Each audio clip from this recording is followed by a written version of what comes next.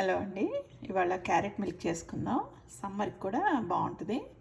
So easy అండి, చేసుకుందాం. చూపిస్తాను ఎలాగో.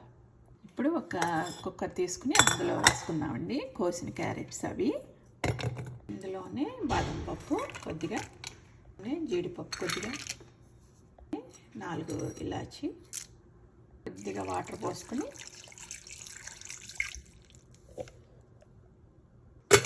ఇలా మూత పెట్టుకుని 3 విజిల్స్ రానిద్దాం.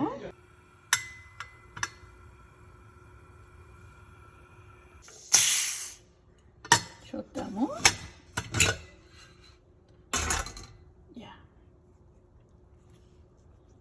మిక్సీలో వేసుకుని గ్రైండ్ చేసుకుందాం అండి. స్మూత్ పేస్ట్ మిక్సీలో వేసుకుని స్మూత్ పేస్ట్ చేసుకుందాం. ఆలు అంతా వాటర్ కూడా పోసేసుకుందాం. కొద్దిగా సాఫ్రాన్ వేసుకుందాం. అలాగే కాగుతున్న పాలలో ఇది వేసుకుందాం అండి, పేస్ట్, క్యారెట్ పేస్ట్. టేస్ట్కి తగ్గట్టు బెల్లం అండి, బెల్లం వేసుకోండి.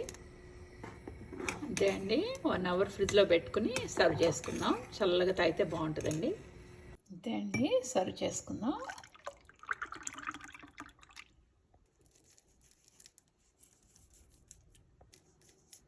అంతే అండి. కిడ్స్కి చాలా మంచిదండి. వాళ్ళకి కళ్ళ ప్రాబ్లము ఏమీ ఉండదు. సో క్యారెట్ కదా, మంచిది. సో ఇస్తూ ఉండండి పిల్లలకి, చాలా బాగుంటుందండి ఇది. ఓకేనా?